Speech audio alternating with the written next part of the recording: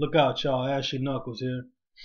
Uh, just read that Frankie Gomez came in heavy at the weigh-in. I'm not able to attend the. I won't be able to attend the Kirkland versus Canelo card in my city. Um, the third-party company that handles Credential requests, Michelle beetled me, and I won't be able to attend it in my own city, which is the first time ever, which is cool. Because I mean, at the end of the day, I'm really not no fucking reporter. I do this just to, bring whatever I can back to the YTBC, and of course, everybody that tunes in and supports us, and chimes in our boxing community. So it's cool.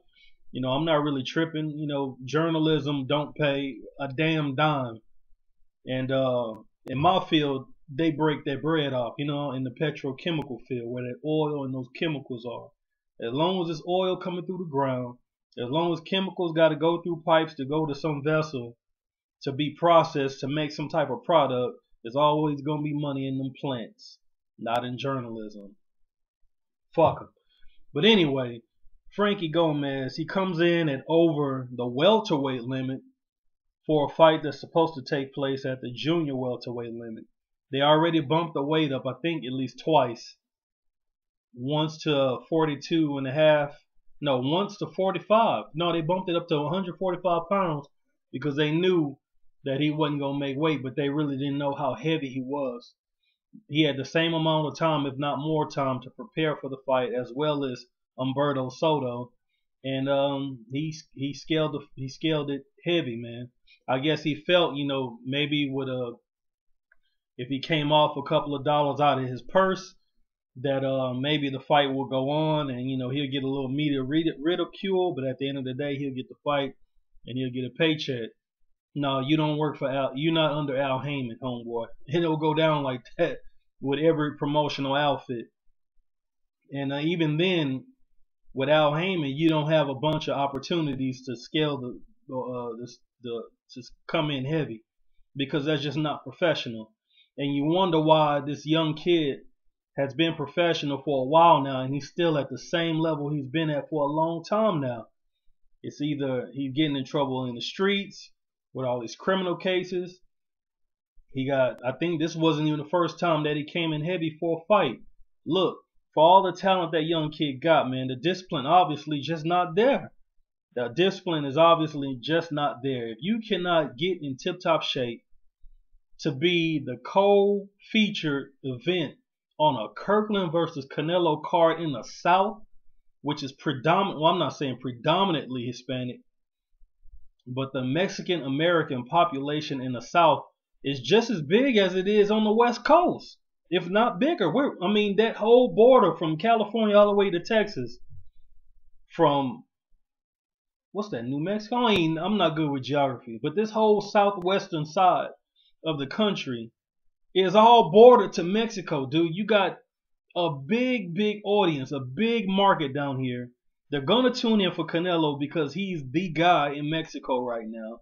He is the guy in the United States right now as far as the Mexican American and just the Latino fan base in boxing as it is right now. So folks are going to tune in. They got a sour taste in their mouth because Pacquiao got his ass whooped. And this fight is guaranteed to provide fireworks, Canelo versus Kirkland. And you were the co-featured event on the televised portion of that card. The card is predominantly Mexican and Mexican American, bro. And you're a Mexican American. This was the type of card, this is the type of fight and the type of spot on this fight card that could have catapulted him to the next level of stardom, because he has a very fan-friendly style. He's very aggressive, and he's tough to deal with in there. You know what I'm saying? And he go in there and he get boys out of there. You know what I'm saying? Give boys fits. And you really got to have your mind right when you in the ring with Frankie Gomez. He's that damn talented. He's that strong. He got a strong amateur background. The boy can fight. But if he's showing these signs of lack of discipline, maybe it's more going on in that boy's life that everybody don't know about. Maybe he hitting that bottle. You know what I'm saying? It's a lot of dudes that I mean, not every top-notch fighter lives a fighter's life, point blank, period. And hey, man, he may have a wild nightlife. It's not out of the ordinary. A lot of fighters have wild nightlives. Believe me, I've been at clubs and there are fighters there. You know what I'm saying? I mean, they're human. I mean, the only difference between you and those guys is the fact that I clock in the oil field. You may clock in throwing garbage in the back of trucks or shoveling shit or teaching class or whatever the fuck you do for a living. The only difference between us and those guys is just they fight. They're 9 to 5 every day. They go to the gym where they go and shoot the shit, watch them sparring, or they go and train and stay sharp. So it's just our professions that make us different. You know what I'm saying? They're still human. They're not robots. It's it's men. They're men. You know what I'm saying? So I'm saying like this, dude. You got a high-powered promoter, a guy who was the face of boxing when he was fighting, Oscar De La Hoya. His company is one of the bigger promotional companies. They got a lot of pull. They got a lot of networks. Not in terms of TV, but that too. But they got a lot of pull networks in terms of the people that they deal with professionally. They're connected, in other words. A lot of promoters don't have the connections that Golden Boy has. And this was a big, big, big fight card right on the week right after the biggest fight in history, so to speak. Shit, actually, it was the biggest fight in history. I'm hearing this damn near 5 million buys. That's never happened ever. So you have a good opportunity to have a large, millions of people tuning in to watch you. And there was an opportunity for them to know the name Gomez. You know what I'm saying? And you fucked up. So I don't know what to say about this. I don't know if they should cash in on the boy. Well, you can't cash in on him because he ain't making weight. So it's not like you can throw him in there deep and have somebody whoop his ass. I mean, the boy got talent. But if he ain't got no discipline, it's just a matter of time for that shit all fizzles out. I've seen talented guys come and go in the sport of boxing. Just like I've seen punchers come and go. Just like I've seen talented boxers, guys who box on the move, come and go. Seen a lot of guys who were touted to be the next whatever the fuck, and it just didn't pan out. Maybe Frankie Gomez is part of that ilk. You know what I'm saying? Maybe he don't have what it takes to be one of the greats or one of the big time fighters of this current era as one of the young faces in the game. When all eyes could be on him. And he's fucking up. You know what I'm saying? He's fucking it all up.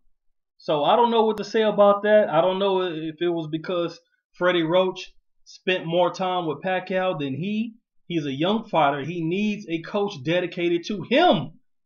So you can't just keep giving everybody to Freddie Roach. You know what I'm saying? He not paying attention to everybody. He gonna pay attention to the golden goose, goddammit. He gonna pay attention to the guy that's gonna make his pockets on fat, and Frankie Gomez is not it. He may be it in the future, but it is not guaranteed because he may get his ass whooped on one of these nights in the ring. It's not a guarantee. You never know. But he needs somebody that's going to be dedicated to him. And at the same time, he needs to be disciplined that if his trainer is training another fighter in his stable, that he can stay focused and get the job done in the gym and stay out of goddamn Dunkin' Donuts. You know what I'm saying? I mean, at the end of the day, you are a professional, and part of being a professional fighter is to keep your body in tip-top shape because you use your body as part of your profession. It's just part of the game. You know what I'm saying? Staying in tip-top shape is part of the game if you're going to be good in this game. And I don't want to just count the boy out and say he ain't going to be shit. But, he kind of remind me of Panchito Bajado, man. He really does. Got all the talent in the world. But the mental makeup, man. The mental makeup. The shit that really determines if a fighter is going to be somebody in this game. The mental aptitude to put all the intangibles together and all the talent together and everything that everybody that's on the team, everything that they bring to the table together as a team to bring him to a level where he can actually succeed in this game. He just may not be that guy, man. I hate to say it. He's a wonderful talent. He really, truly is. But, damn, 147 plus? That's terrible, man. That's terrible. Dude, they already, yo, they already raised the weight to 145. You already went straight to the welterweight division, and you can't even make the welterweight limit. You over 47. That's terrible. Writing's on the wall. 86, that boy. You know what I'm saying? Fuck it. It don't matter if he got talent. A lot of guys had talent. Takumbo Olajide had talent. He had big talent.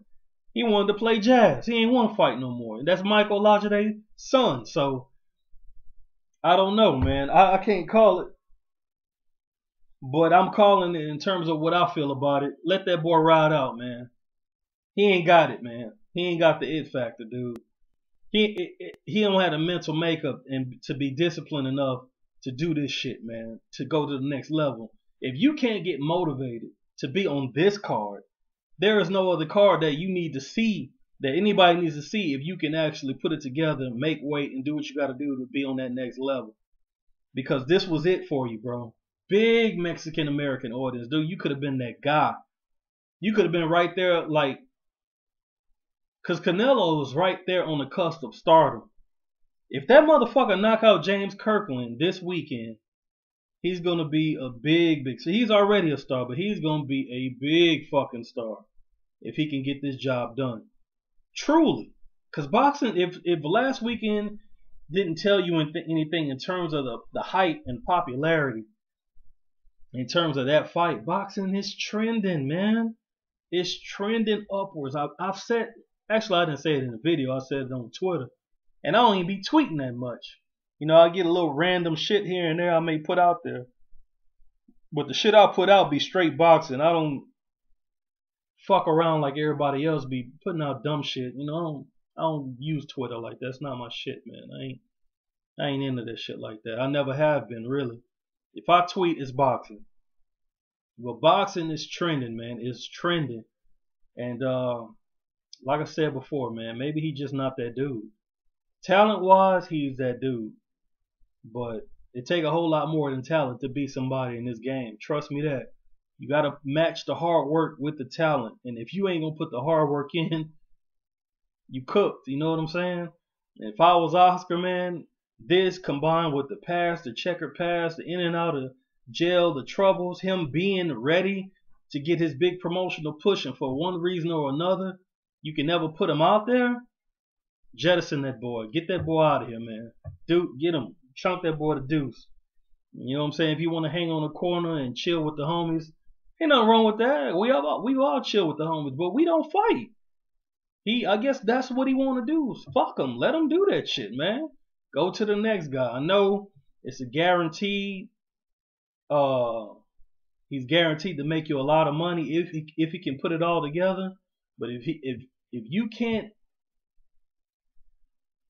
keep him aboard to where he can put it all together, where you can make that promotional push and get him to the next level, you just gonna spend your money and waste your fucking money. So, but fuck it, you know what I'm saying? If you still believe in him, the hell with it, man. He gonna be the next Victor Ortiz. You kept trying to recycle him, and you saw what he ended up. He went to 8 trainers, got his ass whooped by 8 times. And he had a tremendous talent, Victor Ortiz is. And he's strong as fuck. But the mental makeup is just not there, man. It's not there. You need to see the shit for what it is. Maybe I'm coming down hard, but I'm standing by my opinion, man. I'm standing by my opinion. He ain't that guy, bro. Frankie Gomez is not next. I'm out of here, man. What y'all think, man? Leave it in the comment section, man. Holla.